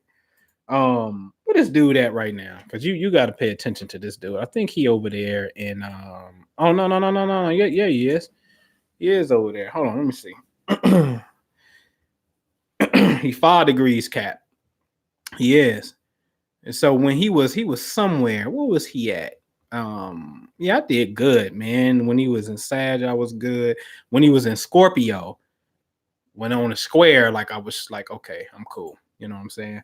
So you gotta wait for these matches to happen. You know what I'm saying? Because when you know it's coming, the fun part is to be like, okay, who gonna be on that bullshit? I'm cool. So because I know from this time to this time, an argument is likely to happen. So now I got to check myself on how I respond to stuff, because I don't want to be, my response can't be out of pocket, because that's going to be the initiating point. So now let's say I can control myself, but now what happens when this party comes up and they mad and they upset and they got an attitude? And now they, you know what I'm saying? So now this is Mars. He's posing like, because you know when it's coming. And so now this nigga is like, yeah, here comes this person with the attitude, right? And this is what we be laughing at. We be cracking up like, man, look at this nigga trying to get us, man. You know, and that's how you got to play this game, because now we're talking about self-mastery. You see what I'm saying? And to get to self-mastery, bump all that matrix. Do you even know your own cosmic cycles that is appearing to what? Here's the key: the cosmic cycles that are in alignment that equate to the physical experience that you're having. Because I hate to say that these things are doing something to you. It's a mirror of what can happen for sure. And you got to be able to master those moments, right? Excuse me, man. Sinuses get crazy. Yeah. Pisces and Scorpio. Yeah. They water signs, man, for sure. Mary's Apple, what up? So the law of attraction is really about opposites, as in opposites attract with energy. Woo, Mary, girl, you be bringing up some shiznit. Is it? Because the cosmic universe is, I hate to say this. I hate to say it. It's an oxymoron. See, remember, today's conversation is the universe is, what's the word we use? A paradox. Mary asked a good question. Where did it go? Where's that question at? So I can bring it back. The law of attraction is really about opposites, as in opposites attract with energy. Now, cosmically speaking, Aquarius and Gemini, bam, we on and popping. Me and Minister Jew, the world of hip hop gave you Outkast, the greatest duo ever. Aquarius and Gemini again, right? But both are air signs, so they get along, and air is considered masculine. Whoa, well, hold on. You mean to tell me that the rule of thumb, fire and air signs, are air signs? And, you know, when I say fire and air, It could be one is fire, one is air, or both is fire and both is air. Fire and air go, and water and earth go. Wait a minute. That's the same gender, right? Fire and air considered yang, masculine, and water and earth is considered yin, feminine. So cosmically speaking, we get along better with the same energy on an energetic plane. But physically speaking, as far as the laws of sexual reproduction goes, it's opposites. But when I look back in my own life, I've always been rocking with fire women. Always. Fire and air. It wasn't until I start balancing my own energy and meditation and stuff like that and calming down and, you know, and getting into this, what I call the feminine path, which is more of meditation, appreciation, gratitude, appreciating feminine beauty and things of that nature, I was able to start to attract more earthy, watery women. But 9 times out of 10, I'm going to pull a fire or earth woman. I mean, a fire or air woman, because my quality in my own nature, where my planets are set, is more in those locations I deal with fire and air. So women that are energetic, go-getters, and do their shit, they own their game. I like those kind of women. So the oxymoron, the paradox, energetically, we like the same energy. We don't like opposites in energy. Physical, in our physical beings, the laws of sexual reproduction states we need opposites, though. You see?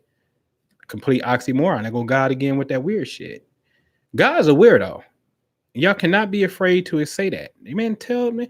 I always told you, man, when I get to the other side and this dude ever show up like he did in the book of Genesis with Jacob, man, I'm wrestling this nigga for fun.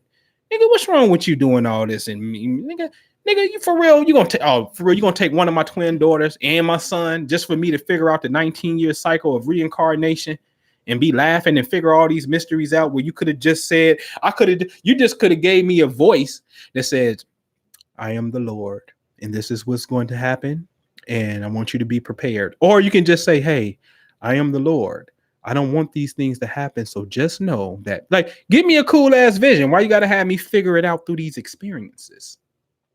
Oh, so you can teach people and show people. All right, cool, but nigga, man, we wrestling. Like, because they do some funny stuff on the other side. Funny stuff like, I never forget one of my partners. You know what I'm saying? Sometimes I encode stuff because I don't want y'all to envision people in these stories to and you got to learn this. When you tell a story or give a story, people are imagining this thing, and then that imaginal act can give light and create it again. So one of my partners was in a fender bender just to find out that the person who was in the damn fender bender who hit his car at the toll booth name is Gabriel, which is an angel. So now here it is, you doing this angelic work and talking about the angels, and then this car runs into the back of you and whatnot, just so he can get out and show his license and his name is Gabe. Like, they do silly shit like that. You see what I'm saying? So we be like, yo, we get on the other side, we're gonna have to rumble these niggas all day for fun.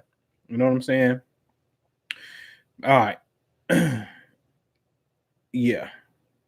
Oh, yeah. Some aspirin. Yeah. Jew up in here. Shout out to the imagination guru. Yep, putting aspirin in the blood when you're in the Mars transit. You ain't got nothing wrong with you. Pop you some aspirin anyway. Because somehow it's registering in the system. You know what I'm saying? So, all right, like I said, can you explain how cards correspond to the planets? Cards. Well, that's a good question, man. Cards. Like playing cards. The playing cards, known as destiny cards. You talking about those? Yeah. So Nikki said, do we need opposites to balance us out? See, opposite like what? Like, because we can say opposite Aquarius is Leo. Do I need Leo to balance me out? Yes and no. Because Aquarius could be all for the people. And then Leo is like, well, no, come over here and spend some time with me. Love on me. And let's go have fun. And let's go out. I don't want to go out. I don't want to do nothing romantic. You know, I'm Aquarius. I want to teach. And I want to talk about science and stuff. I don't want to go out. So, yeah. But then you need the total opposite, where it's like, no. Bro, majority of your chart is fire and air. So you got ideas and can talk for an hour and 49 minutes as we've been on right now. And you can do this all day. Your balance is earthly things, bro. So what's up with these earthly things? Because you only got one planet in Earth when you was born. So what's up with the earthly stability? What your money look like? What your real estate look like? What are your physical, tangible assets? Uh-oh. Uh-oh. I'm intellectually rich, but physically, earth physical, intellectual, mental like there. Oh shit. Hold on, Jew. I'm gonna take a time out, partner. I'm about to create the Prosperity Investment Group, and I'm about to take a turn. I gotta balance my life out with the complete opposite energy. Complete. So I gotta go study financial literacy. I gotta get on my shit and balance this out. So I don't want to hear nothing spiritual right now. I can't teach nothing spiritual. I can't because I gotta balance my life out. So in Kabbalah, you got two different sides of the tree, and I was on one side of the tree, and now I need to get this other side. And when I get it, I can be the middle pillar. I can be God is in the middle. God is the mysterious force. I figured it out in Hebrew. They had a dope ass riddle in Hebrew based off numbers. Forget all that adding up the numbers. Subtract them and understand the number of the difference. But you got to use Kabbalah when you do this. And so when you add up the word Adam, the like Adam, A is 1, D is 4, so that's 5, and meme is 40. So Adam in Hebrew is with 3 letters, and it could equal 45. And then Eve's name in Hebrew equals 19. If you subtract 19 from 45, you get 26, and 26 is known as the sacred name of the Creator, which is the Tetragrammaton, Yod He Vav He, or Yahweh. It's only 4 letters that make up the divine name of God. And when you add those letters up, 10, 5, 6, 5, that equals 26. So I said, shit, wait, hold on. Wait a minute. God is the invisible energy that exists between man and woman. I said, shit, that's called electromagnetism, man. That's when you looking at each other and you like, oh shit, what's up? I'm feeling that. Like, damn. And this that y'all know what I'm talking about, that energy exchange before y'all physically meet. So that's what God is. God is the invisible force of electromagnetism. Okay. And I said, boy, them boys was cold. So when you subtract the numbers, you start to figure out the difference. And difference simply means what exists between me and you. People always trying to add shit. I'm telling you, the Kabbalah got some game. And when you subtract the 2 states and then look up the number, you can find what exists between 2. I got a dissertation on that somewhere in some of my notes in boxes somewhere when I was like, oh shit, it's super dope. All right. So anyway, but that's what will be opposites. Yeah. So like 4 diamonds. 4 diamonds is my planetary ruling card. Right. So that's not really my thing. Far as how they defined it is really the question, though, Lex. How did they know that this card is under Uranus? The playing cards is basically a divination system. So you have 4 cards, 4 suits. Diamonds is the earth because it deals with money and material. The what is it? The club is considered fire, or wands is considered fire, which means creativity. Spades could be like a sword, air, and whatnot. And then hearts is emotions, which deals with the water. So the playing cards is really a divination tool that deals with fire, air, earth, and water, the elements which really are talking about the energetic templates of human beings. Okay, so you can tell when somebody's fiery, you can tell when somebody's more earthly, more slow, more meditative and creative and things of that nature. And so then each suit has 13 cards, right? And then there's 52 cards in the deck, and there's 52 weeks in a year. 13 cards. The 13 cards, when you understand the moon cycle within a calendar year, you're going to have 12 new moons and 13 full moons, or you're going to have 13 new moons and 12 full moons. So there's always a 12-13 ratio if you're trying to make the moon cycles fit inside of a 365-day Earth, the sun calendar. Our calendar of 365 days is an Earth-Sun relationship. It has nothing to do with the moon. The Islamic calendar is a moon calendar. Notice they start usually when the new moon aligns in Libra. Rosh Hashanah for the Jews is a new moon in Virgo. Chinese, same thing, new moon in Aquarius. Okay. So they're counting. So some years for them, they may have 13 months in their calendar. Some may just have 12. So it just really depends on how the cycles fall. And they always vary because it takes the moon 19 years to be at the same degree in the same phase on the same day. So if today was the full moon at 11 degrees Virgo, it'll be 19 years from now on the same day that it'll be a full moon at 11 degrees Virgo. Okay. Takes 19 years to reconcile that. This is why in the Holy Quran they say over it is 19. So it's talking about the intelligence that governs the moon cycle. And this is why the moon is a symbol for the Islamic culture. It's talking about the cosmic intelligence that govern the lunar cycles. So the cards in of itself is just giving you different personality types within the energetic suit that it represents. And then personality types could be equated to planetary energies. But again, we've always been amazed at why or how did they know this card needs to be one, that today is a 10 of diamond day, and then tomorrow is this day, because we've seen that thing be so crazy accurate that it is different, man. Today you can be holding a 9 of diamond, and then all of a sudden you talk to somebody that's a 9 of diamond. Like, it's like that. We've seen it like that for real. It's very synchronistic. You know what I'm saying? All right.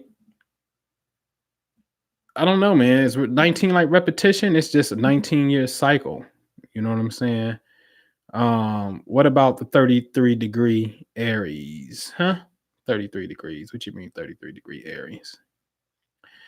What is 33 degrees Aries? 33rd degree Aries, 33rd degree. I'm trying to figure that out.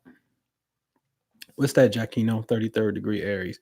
And we go 3 more minutes, man. We do 2 hours, man. We get out of here. I'm running behind. I'm supposed to get a back massage. Nigga getting old, his back hurt, and I got to make something for my partner here. Yeah, the cars is crazy, man. They crazy synchronistic. Jackino, what about the 33rd degree Aries? Trying to figure that out, man. 33rd. Would you say I agree because I be attracting the opposite? And I'm like, no, sir, not today. Man, this whole thing is funny, right? So, man, you got to ask Jew the significance of 11. So I got this thing. There's books about the 1111, and that's why Jew's email is 1111. At the core, all of them to me means that something is getting your attention. So 3 degrees Taurus. So there you go. So 3 degrees Taurus is a very sacred spot in the chart, period. So what happens is each zodiac sign has a degree that it's its favorite degree. It's like, this is the popping degree, like 27 Aquarius, which I just happened to be a 27 degree Aquarius when I was born, the 27th day of Aquarius. You will see people have, I think Jeff Bezos got Jupiter there. Einstein got something there. Like 27 degrees Aquarius is one of those markers. 3 degrees Taurus is an exalted spot, especially if the moon is there. So all that the exaltation simply means is, hey, you can get it the most when you have something that represents this particular degree, or you have a planet that's at this degree in this sign. Beast out. It represents beast out. That's it. Now, the 11 thing is, some would say 11 is ascended masters, 22 is spiritual archangels. To me, this all boils down to, look, something's trying to get my attention. And what that something is it's just feedback. It's just a light on a highway that lets me know it's a milestone. I'm getting closer and closer to the manifestation of whatever my goal is and how I'm thinking. In the discussion, it's pretty much always the same thing. I like to simplify stuff to the best of my ability. So it's like, oh, that means that. Oh, I keep seeing this. Yeah, I keep seeing this because I rock with this. I do this. You know what I'm saying? So Lex says, what activates the energetic properties of the degree? I would say planets and consciousness, because a planet has to be there in order for you to be like, oh, I got this and it's exalted right here. So planet and consciousness. And so you can use planetary consciousness. Hold on one second. Yes. Oh, shut up. So you can use planetary consciousness. Oh, I'm sorry, your own consciousness in conjunction with planetary transits to be like, oh, this is here. See, this something that we do inside the Family Wealth Club is two things. One, there's a time of month that you need to do some family repair work and see your parents as being wealthy. You better get in your imagination and you need to really see your parents hugging and got money and you got money and you counting and you living a wealthy life and you being able to positively use finances in a way that can just create positivity. The problem is our parents, we never seen our parents, and a lot of us never seen our parents with that. Thank God, man. I mean, thank God, man, that I have a father who um just told me early, real early as a peewee, racism is in the job market. So later that seed manifested to me being an entrepreneur. Invest your money. At 18, when I was working at the hospital, I'm sorry, 19, 19, I was working at the hospital. I was already invested in the 403b, the nonprofit version of a 401k. You know what I'm saying? Mutual funds. I was already invested in 1920. I was, I knew that kind of stuff. He owned an apartment building, and now I became Johnny So Lately to the party in real estate. You know what I'm saying? But these were examples. I seen him how he took care of bills, because I now classify my bills the same way. You know what I mean? Because I looked at how he did bills. I saw what he, how he organized stuff and had file cabinets. My mom, I never seen her system of file keeping, and I didn't grow up with them living together. I never seen the way she took care of things. But my dad was more, with methods and systems. And so, there's, to answer Lex's question, what activates this is consciousness. So there's a time of year, a time of month rather, that we use for family healing. And then there's a time of month that we deal with visualization as well. And this is all predicated upon knowing the cycles of moon phases and stuff. All right. So that's what activates it.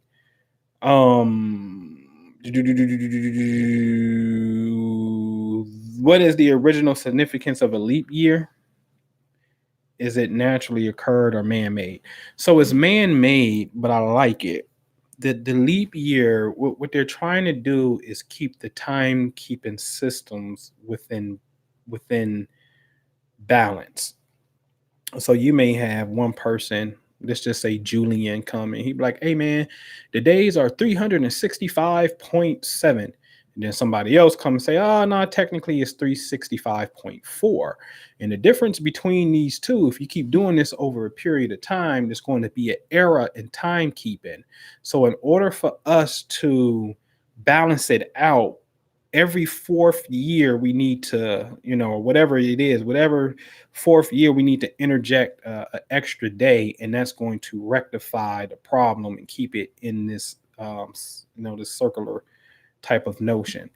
So it's done to rectify timekeeping, because both the Julian and Gregorian calendar are 365 days. They disagreed at the decimal points behind it, which in return over a period of time, will drastically both go off par and whatnot. So they had to figure out a way to rectify time. In timekeeping, you have the prerogative. So people get on this shit about the Egyptian calendar, and it was 13 calendars and stuff. Listen, man, if there's 365 days in a year, you can call each day a month. There's 365 months. You got the right to say, well, you know what? We're going to do 10 months, you know what I mean? Or 13 days each or whatever. You got the right to do whatever you want to do if you can agree on the measurement. So we can agree that, hey man, I know that July the 4th is approximately here, and it's going to be about 365 days again before we see this alignment, the sun and Sirius rising together. You can divide that 365 days up how you please. It's your prerogative. Do you? You see what I'm saying? So there's many different timekeeping systems. You know what I'm saying? Some people had 10, 20-day calendars, if I'm not mistaken, and whatnot. And you can have, whatever you want to have. All right. So it depends what you're measuring. Are you simply measuring the Earth and the sun? Because now when you measure Jupiter, it's Jupiter stays in the zodiac sign almost a year, about 9 months. You know what I'm saying? Saturn can stay in there for 2.5 years on average. And these are averages. Sometimes it goes faster. Some constellations are a little longer than others. They all got 30 degrees, but shit, Scorpio's a relatively short constellation. You know what I mean? So it just depends what you're measuring, man. All right. Man, we appreciate you, man. Yeah. We appreciate you. So that's the origin of that. I'm having also catch my birthday number 64. Right. So that's what I'm saying. So when you catch your birthday a lot, like we do it all the time too. I see it. It's a reflection of you. Like something is pulling you and telling you, look. And then when you look, see, what is that? They'll be like, look, and you look. You just happen to look. I got a number. I swear to God, this number, man, this number knows how to pull. When it's that time on the clock, something tells me to look, and I be so freaking amazed. But I understand my emotional connection to the number too. I had a very serious emotional connection to the number. And every time I hit the clock, something tells me to look, and I look to see what it is. So it's a reflection of you, because a number, you're supposed to program it like a channel. Hey man, this is my phone number. Call me. Hey man, turn to channel 3 and let's watch the game. Channel 3 ain't broadcasting what channel 7 got on. So numbers are supposed to be programmable codes that we use to do whatever it is that we want. That's what we got to do. How do you program the number? So what's your number? Create your number and make the number work for you. How do you create a number? What's your favorite number? 11 is my favorite number. So at 11:11, I'm going to do an 11-minute meditation at 11:11, and I always do it on the 11th day. Man, that's your ritual. That's your thing. Okay, cool. And then let's see if you start to see 11 appear in front of you somewhere. Let's see. You got to play with that. I remember one year I was like, hey, Jewel, I'm about to see if I can attract 888. And then I go down the street and I'm like, look, take a picture. Bam, 888 come out. You got to start playing these games and see how powerful the mind really is. And see, once you get to that level, it ain't no fucking matrix. Once you get to the level of like, whoa. You mean I can send the thought out in God? Let's see, if they believe in God, it can't be a matrix. But anyway, I can send my thought out and then my thought come back. Oh shit, man. I just shattered the whole matrix with this. It's a wrap. It's a ball game. All right, folks, man. I'm out, man. I appreciate y'all, man. I didn't know y'all be up this early. You know what I'm saying? But it's 12 o'clock. But yeah, man, I get with you. Be on the lookout for some new content, man. Get into memberships, man. You can get with Minister Jew if you're on that imaginal vibe. You know what I'm saying? You need some mental work. That's your thing. TheImaginationguru.com, man. I would say go to Quantum Imaging because you get all of the access to this quantum healing webinars and membership and quantum scriptures membership. If you want to see scriptures and Bible breaking down into states of consciousness, and you just really got the appetite for mental understanding and making the wheels turn, you know what I'm saying? Jump into that, man. Balance that out too with, coming over to the Prosperity Investment Group, man. Join us, man. We should be talking about building real estate, man, investment opportunities, empowering each other and circulating these finances amongst us. How can we take the negative connotation of finances and turn it into something positive? You know what I'm saying? And that's what we doing, man. We talking about Airbnbs. I'm talking about my first rental property. Got my electrician over there right now. I'm gutting it out and changing the whole electrical. So when the city come over there, the city about to pass my electric. When my electric get passed, then my contractor said he'd be over there within 10 days. So he should be over there next week starting to get it fixed. He gonna rehab the property for me for a cool 8,600 to make it livable and rentable. Once it's rentable, I'm gonna rent the place out for 800. You know what I mean? And start getting this cash flow coming in. That's what it's about for me. My partner TK over there teaching Forex. My man B, he over there giving you the stock game, showing you the reports and also showing you how to set up a trust and whatnot, how to do LLC formations. Things like that is very important, man. So if it's all about wealth, educating ourselves in wealth, every Monday through Friday, we start our days with working out. I send out a link in the morning at 7:45, and at 7:50, we do an 8-minute workout on Wednesdays. That workout turns into a stretch day because it's the middle of the week and we balance ourselves out. But we wake up and we do cardio together is how we start our days. You know what I'm saying? And we do main webinars to, talk about success. And this webinar, our main webinar is coming up this Saturday. The last Saturday of the month is our main webinar. Saturday, Saturn, success, crystallization, work, get it done, responsibility, time, order. And so Saturdays at noon, I like to tap that energy and we get into it. And this Saturday, we're going to get into, I got houses, but now I'm about to scale it up and we about to get into some rentals. And when I say rentals, not just a rental house, I'll take those too, of course, but I'm really looking into how can we get into the apartment complex game.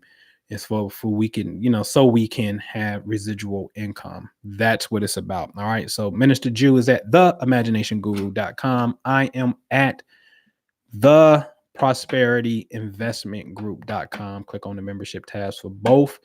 And you got a question, man, call us. We answer the phone. All right. Love y'all, man. Appreciate it. Peace.